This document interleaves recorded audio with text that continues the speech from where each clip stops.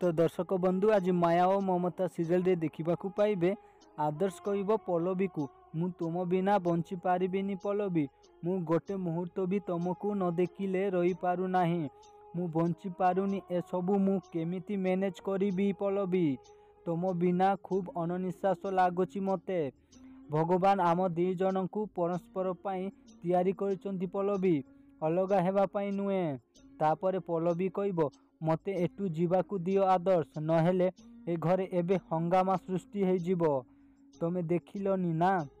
मामा मते देखी केमिति रिएक्ट कले मु चाहूनी मो जोगु ए घरे कौनसी अशांति हो या परे आदर्श इमोशनल हेई कहब ठीक अछि